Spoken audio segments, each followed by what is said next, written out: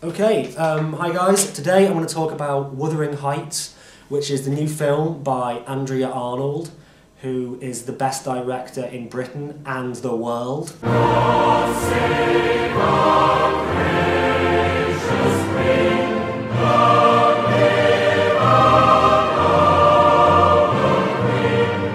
Andrea Arnold is sort of famous for these two films she's done and for her Oscar-winning short film called Wasp, I think it was called.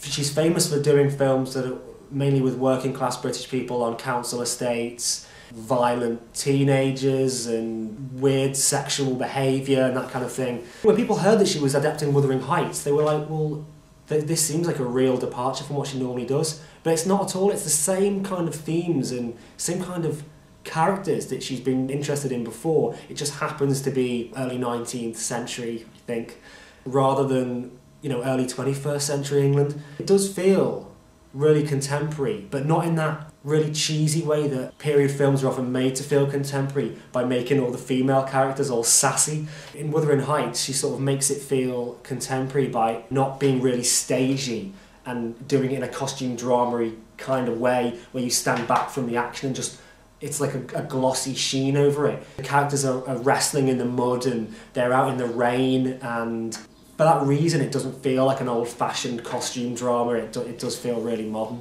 When I went to see this film in the cinema, before the film started, there was an advert by the Yorkshire Tourist Board.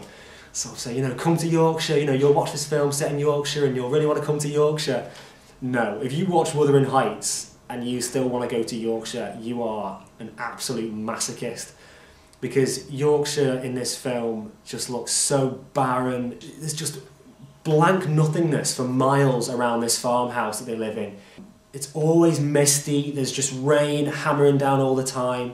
When people talk about a location of a film being a character, I never really know what they mean by that. Maybe they mean it has got character as opposed to it being a character. People have talked about this film, the Yorkshire Moors being a character. No, the people are the characters. But what the background really is in this, it's really alive. It feels like it's very visceral. Like you really feel like you're in the place.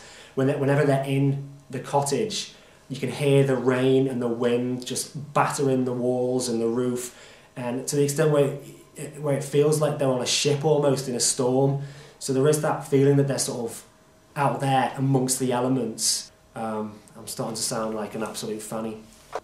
A lot of the actors in it aren't professional actors, which is something that Andrea Arnold's done before. I particularly like the performance of the guy who plays Heathcliff as a young boy, Solomon Glave.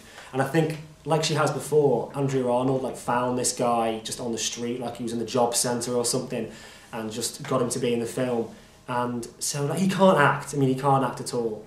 But that is kind of what you want from the young Heathcliff, because he is really inarticulate, monosyllabic, unemotional in a way. Like when his anger takes over, yeah, but he's mostly sort of detached and unemotional. And so his lack of acting skill kind of works really well for this anyway. And what a lot of people have talked about this film is that it's somehow controversial because Heathcliff is played by two black actors. And is it colourblind casting, or is it just does it come from the book? Some people have been saying in the book he's referred to as a gypsy, so it's really the fact that he's an outsider is what is important and stuff. I think people have been talking a bit too much about that, like it's a big deal.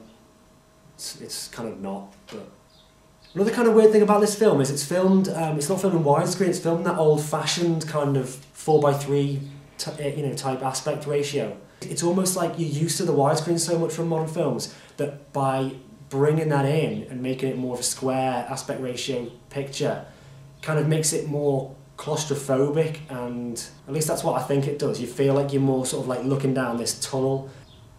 But that's Wuthering Heights, a brilliant British film based on a brilliant British book. So